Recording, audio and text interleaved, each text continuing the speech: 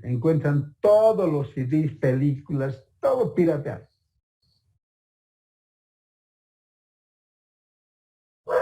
Gran parte de los libros que nos venden, pirateados. Y de pronto uno dice, ¿qué pasa con el derecho de autor? ¿Por qué no se respeta el derecho de autor? Entonces, el derecho nos va a llevar, compañeros, a una profunda reflexión, ¿no? A un profundo análisis de nuestra propia realidad. Para eso estamos estudiando derecho. En matemáticas es más fácil decir 2 más 2 es 4, o agarrar un teorema matemático y someterlo a un ejercicio, ¿no es cierto? O entrarse en un laboratorio y establecer qué tipo de reacciones tenemos con determinados químicos. ¿Por qué? Porque es una ciencia exacta. En cambio, en nuestro caso, en el ámbito del derecho, 2 más 2 puede ser 10, 14, 16. Por las características, las circunstancias, la realidad. Cada caso es particular. Tiene sus particularidades. En el caso este que les decía, ¿no? Han ido al lavatorio y el esposo ha sido pescado infragante teniendo relaciones sexuales con la comadre. ¿Qué dirían ustedes? ¿Cómo va a ser la comadre eso? La comadre debía respetar el hogar. Al final la comadre es familia espiritual. Además la comadre, sabiendo que es hombre casado y es su ahijado, ¿cómo va a ser eso? ¿Dónde están las normas morales? Esa es una actitud inmoral, alguien va a decir. Por otro lado, la otra crítica que va a hacer, este es un hombre sinvergüenza. ¿Cómo pues delante de su esposa, en el mismo acontecimiento? ¿No ve? Es un sinvergüenza. Otro vendrá y dirá, esa es una actitud. Ahora, emergente de ese hecho, va a tener que ser procesado por violencia contra la mujer. ¿Cuántos días de impedimento existirá? Si el impedimento es elevadísimo y va a entrar a lesiones gravísimas, con seguridad que se va a ir al penal de San Pedro, con detención preventiva. Ahora, estando detenido en el penal de San Pedro, ¿qué va a ocurrir? Se va a separar de la familia, se va a separar de los hijos. Y hasta se va a separar de la comadre también. ¿No es cierto? Ahora, ese hecho, ¿qué va a generar? Gastos económicos. Tiene que contratarse a su abogado. Ahora, ¿qué va a ocurrir entre las dos comadres? Y hay un distanciamiento total, y hay una bronca, y hay una pugna. ¿Qué va a decir la sociedad? ¿Qué va a decir el entorno social? ¿Cómo va a ser esta comadre así? Ahora va a haber seguramente alguna persona que va a decir, qué valiente, qué capo, qué conquistador, mira, ha conquistado a las dos, ¿no? Vivimos en un mundo donde no vamos a tener un criterio único. ¿No es cierto? Podía haberse ahorrado todos esos problemas si él no hubiese realizado semejante barbaridad. Y si el matrimonio ya no funciona, tienen problemas, etcétera, pues ahí está el divorcio. Podía haberse divorciado y listo. Ahora, yo no sé si la comadre tiene también al compadre, porque si la comadre tiene al compadre, imagínense, el compadre también le va a decir a la comadre, chao. Miren ustedes cómo ahora ese hecho jurídico va a tener una trascendencia social en el entorno que va a ser terrible. Y finalmente alguien dirá, ¿y ahora tendrá cara para caminar con normalidad en las calles la comadre? Seguramente va a ser la censura social de todos, ¿no? ¿Cómo va a ser esta mujer? ¿Cómo va a decir esto? ¿Cómo va a ser esto? Ha destruido un hogar. Todo un problema.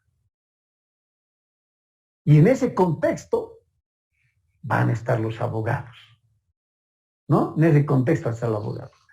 Es más, el abogado va a tener que argumentar en una audiencia ese tipo de situaciones. ¿Qué dirá? Pues, ¿no? Ahora ahí depende mucho también del abogado, porque hay abogados que dicen la palabra, señor juez, indudablemente. Es cierto que se ha cometido este error. Inicialmente no hablaríamos de delitos, sino de un error que se ha hecho llevar por la pasión, por los sentimientos, por el momento. El excesivo consumo de alcohol no le ha permitido percibir esta realidad, ¿no? Ya el abogado, ¿cómo va a ser el tejido para poder asumir esa defensa o exponer en una? Y lo que diga el abogado también va a generar censura social, ¿no? ¿Cómo se está abogado sinvergüenza va a decir esto? También va a generar ese tipo de situaciones. Fíjense ustedes qué interesante es lo que estamos pretendiendo estudiar. Es una rama muy bonita, distinguidos compañeros. No se van a arrepentir si es que lo hacen con cariño, con dedicación, con entrega, con disciplina, pero sobre todo con mucha expectativa de estudio. Si así lo hacen, les aseguro que les va a gustar, les va a encantar. Pero si hoy día entro a clases, mañana no entro a clases, no tomo mis apuntes, nadie va a retener, pues imposible que retengas todo esto. Es harto. Nos vamos a perder. Y cuando uno se pierde en el ámbito del derecho, pues no voy a una clase. Y no me da la molestia de decir qué han avanzado, qué tema han avanzado. Pasó la segunda, la tercera, ya no entiendo lo que está hablando el docente. Y al final digo, ya, mejor, ¿para qué voy a entrar? ¿Para qué? Por eso, no pierdan el hilo. No solamente en materia, en todas las materias. Saben, el derecho es como un ajedrez. Cada materia te va a dar una ficha para que armes el ajedrez. Te va a dar una ficha. Si no tienes esa ficha, no vas a acabar nunca de armar el ajedrez. Entonces, cada uno tiene una ficha. Y tenemos que lograr esa ficha. Ahora, finalmente, el químico, el físico, el matemático tiene su laboratorio. Pueden entrar al laboratorio, distinguidos compañeros, y someter a prueba a comprobación. ¿No es cierto? Nosotros tenemos un laboratorio que es nuestra propia sociedad. Tenemos el laboratorio que es nuestra propia familia. Tenemos el laboratorio de nuestra propia realidad social. Y tenemos algo que nos puede ayudar a comprender la realidad, indudablemente son los medios de comunicación. Escuchar un informativo. A veces comentar en la familia, en la casa. El papá se va a sentar algún momento con ustedes y va a decir, ¿se han enterado que en un lavatorio el marido lo ha pegado a la esposa porque la esposa los ha pescado con la comadre teniendo relaciones sexuales? A ver, tú que estudias derecho, ¿qué me puedes decir? ¿Cuál es tu opinión? Ya no es una opinión cualquiera, y es una opinión de un estudiante universitario de derecho. La opinión tendrá que ser otra, ¿no? Y el papá, la mamá va a escuchar con mucho detenimiento y va a decir, mi hijo está aprendiendo muy bien. Qué bien me explica. Pero si no tenemos la capacidad de explicarle, el papá va a decir, ¿a qué está yendo a la universidad? yo le explico mejor. Yo entiendo mejor. O sea, nos van a tomar examen permanentemente, distinguidos compañeros, la familia. A ver, ven, hijita, tú que estudias Derecho, ¿cómo me puedes explicar esto? Así es, así, hasta por arruinar, dice la tía, ¿no? La tía viene hasta por pinchar, como dicen los jóvenes, por molestar. Ah, hijita, ven, tú que estás estudiando Derecho, a ver, dime, ¿qué puedo hacer en esto? Y la tía ya se ha informado todo, porque ya habla con abogados. Te está midiendo, te está queriendo medir tus conocimientos, hasta dónde sabes.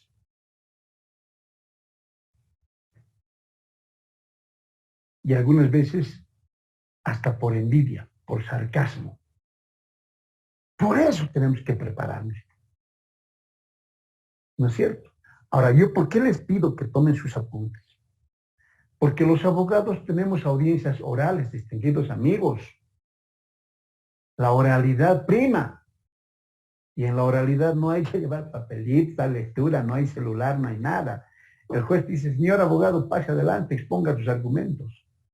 De ahí adelante tienes que exponer la palabra, señor juez. En aplicación estricta al principio de legalidad, voy a pedir a su autoridad que se aplique el artículo 410 de la Constitución, estableciendo la supremacía de la Constitución sobre cualquier otra normativa. ¿Eh? ¿Qué será Constitución? ¿Qué será supremacía? ¿Qué será principio de legalidad? Y tengo que estar familiarizado con esos términos, con esos conceptos, con esas posturas teóricas. Así nomás. No voy a decir todo. Un momentito, señor juez, voy a revisar en mi celular, a ver, entraré a Google, ¿qué es seguridad jurídica? No hay eso, no hay eso, no hay eso, no hay eso. Y además, ustedes van a ir a una audiencia y van a escuchar 2 horas, 3 horas de audiencia, de exposición del abogado. ¿Qué tienen que tener? Capacidad de síntesis. Agarrar su bolígrafo y anotar seguramente lo más elemental o necesario, porque el juez te va a decir, muy bien, señor abogado, si tiene derecho usted a la réplica, a la dúplica, puede hacer uso de la palabra. Sí, la palabra, señor juez. El distinguido colega ha manifestado esto. Yo debo responder de la manera más sucinta, así. Pero si no tengo capacidad de síntesis, si no me he ido habituando a escribir las cosas elementales, fundamentales, me voy a perder. Si me he habituado a agarrar mi celular, prender y grabar y dejarlo grabado, no estoy practicando lo que tiene que conocer un abogado. Un abogado, un periodista, tiene que tener capacidad de síntesis. Lo mismo va a ocurrir cuando tú tengas a un cliente. Va a venir un cliente a tu oficina y te va a decir, ¿sabes, señor abogado? A mi hijo lo han pegado, lo han pateado, han robado mis cosas, me han insultado, me han difamado, me han dicho esto. Después de 1 hora que te ha relatado, te va a decir, ahora, ¿qué tengo que hacer? ¿Qué debo hacer? Y le tienes que dar una respuesta. ¿Cómo vas a hacer? No le vas a decir para mañana, pasado. Tienes que darle en el acto la respuesta. Pero además de dar la respuesta en el acto, con conocimiento, te va a decir, ahora hágamelo un memorial. Y ahí tiene que haber capacidad de síntesis, se llama relación de hecho. Y esa relación de hecho tiene que estar en 10, 15 líneas. Una relación ordenada, sistemática, técnica, muy bien elaborada. Si no tenemos capacidad de síntesis, distinguidos amigos, no vamos a poder hacer absolutamente nada.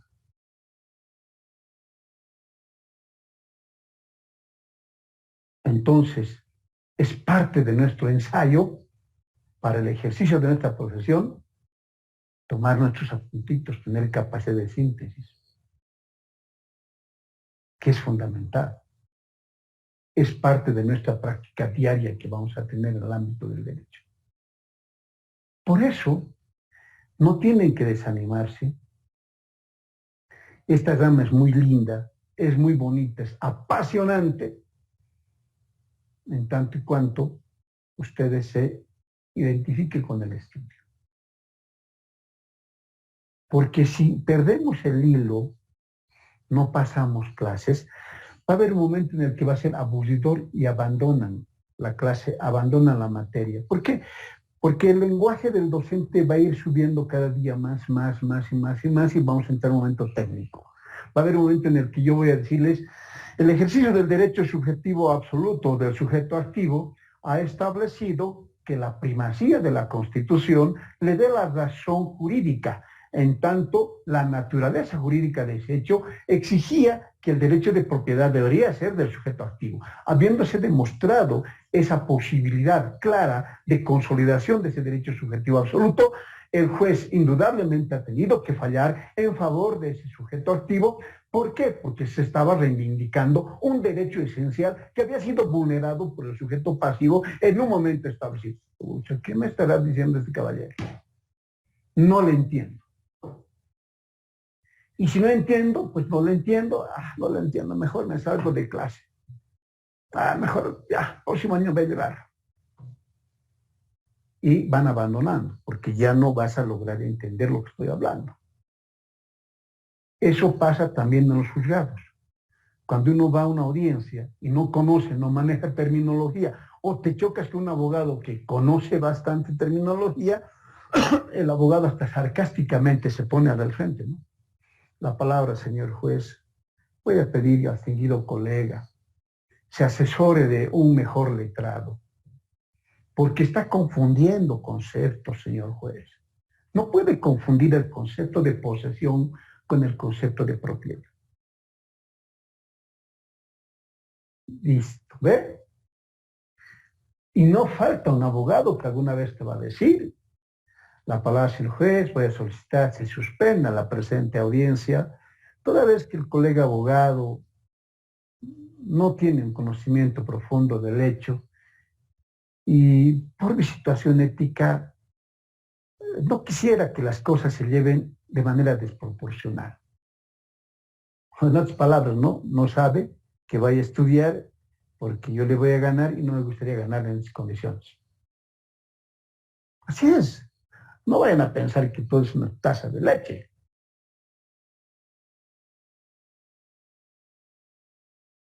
No es cierto.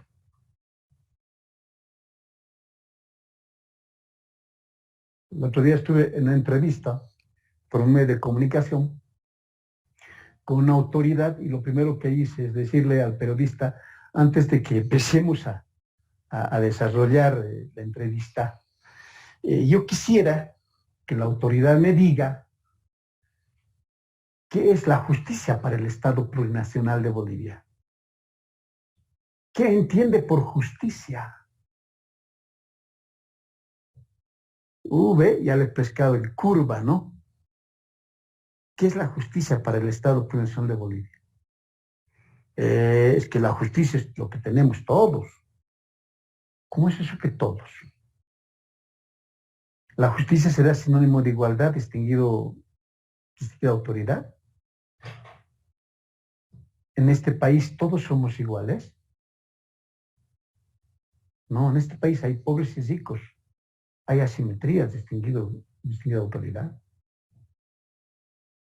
Es que la justicia es dar a cada cual lo suyo. Entonces, si es dar a cada cual lo suyo, pues al rico hay que darle como rico porque trabaja más, invierte más, gana más. ¿Cuál es el concepto que tiene de justicia el Estado Plurinacional de Bolivia? Terrible, ¿no? Mire, distinguida autoridad, yo le voy a explicar.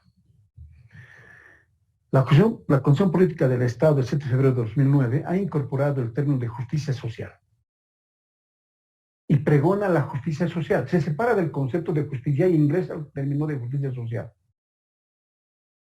Y la justicia social hay que entenderla como un conjunto de reivindicaciones que tienen los pobres, los obreros, en mejores condiciones de vida. Es decir, más educación, más salud, más vivienda, mejores condiciones de vida cada día. Esa es la justicia social por la que adopta y adopta el Estado Plurinacional de Bolivia. Miren ustedes, Entonces sí que tenemos que prepararnos, ¿no? Por eso es bonita la carrera. Con esas consideraciones generales que acabamos de exponer, vamos a desarrollar, vamos a entrar a desarrollar ya toda la temática. Pero es importante también escucharles a ustedes si tienen alguna pregunta, alguna duda, tienen la palabra.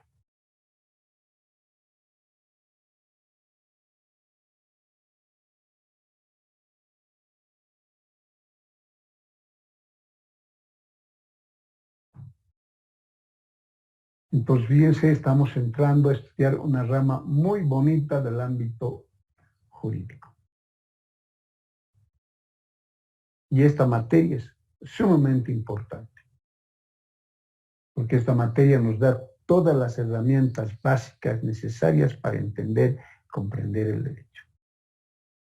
Y no les voy a explicar cosas que no les sirvan. En esta oportunidad, además, por el medio en el que estamos pasando clases, voy a tener una actitud mucho más pragmática. Es decir, darles lo necesario, lo elemental, lo suficiente para entender y comprender el derecho.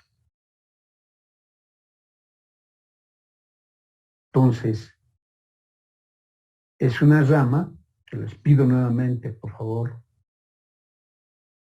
estudien permanentemente.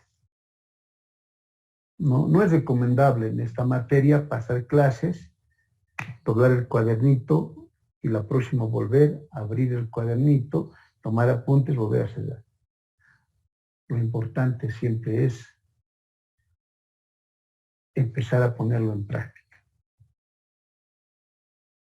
constantemente. ¿Qué les parece? Ese es el derecho. ¿Se imaginaban que hacía eso o no? Porque muchos dicen, ah, derecho, código nomás es hijo, te vas a comprar código, eso vas a aprender de memoria. Yo he tenido algunos clientes que me decían, doctor, por favor, mi hijo se ha pasado en ingeniería, en economía, se ha aplazado en todo. Ahora, por lo menos derecho quisiera que estudie, ¿no? Por lo menos derecho quisiera que estudie. Como si fuera lo último, ¿no? No hay más, lo más facilito. Y yo le decía, ¿y usted cree que es fácil derecho?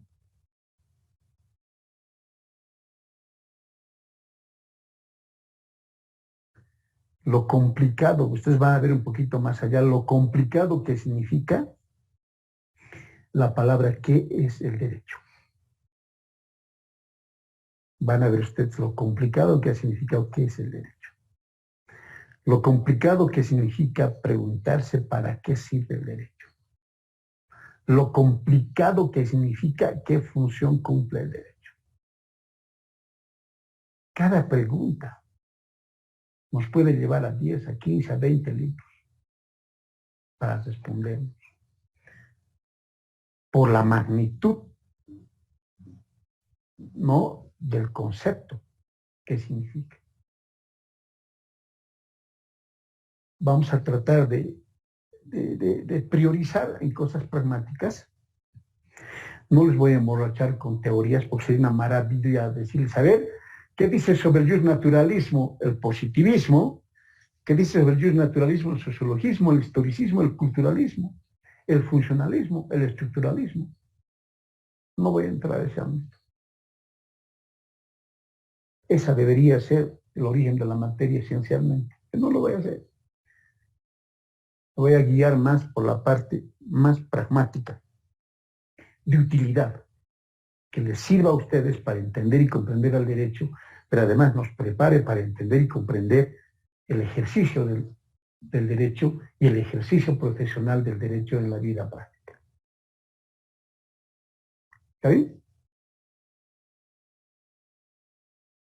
Muy bien, yo os felicito y agradezco a los compañeros que prendieron la camarita, prendieron la cámara porque eso me permite a mí dialogar, hablar con ustedes, además de familiarizarme, de socializarme con ustedes, ¿no es cierto? Y me pone más tranquilo porque puedo conversar. Algún momento le voy a decir, a ver, ¿qué opinas Gladys? ¿Qué opinas Mariela? ¿Qué opinas Zulma? A ver qué dices. Voy a tener la oportunidad. Pero imagínense si no tenemos camaritas encendidas, ¿no? Me voy a poner triste porque voy a pensar que estoy hablando solito. ¿Y a quién le voy a preguntar? ¿No? Además, no voy a tener la posibilidad de interactuar, interaccionar. Y por eso les agradezco a ustedes rotundamente. Muchas gracias por haber encendido su cámara. Y además que me voy a ir familiarizando y los voy a ir conociendo. Algún momento por la calle nos vamos a ver. Hola, ¿qué tal? ¿Cómo estás? A veces me ocurre eso, ¿no? ¿Cómo está? ¿Cómo está? ¿Es su alumno? Sí, pero nunca te he visto en clase. Es que sí, no prendía mi cámara. Ah, no prendía su cámara, razón, como conozco, ¿no? En cambio, con los que tengo la posibilidad de verlos, observarlos a través de este medio, tengo la posibilidad también de conocerlos a ustedes. Entonces, compañeros, si hay alguna preguntita, nada. Buen día, doctor. Quería preguntarle si es que tiene el sumario de las temáticas que vamos a llevar. No, les voy a mandar cada vez que desarrollemos un tema.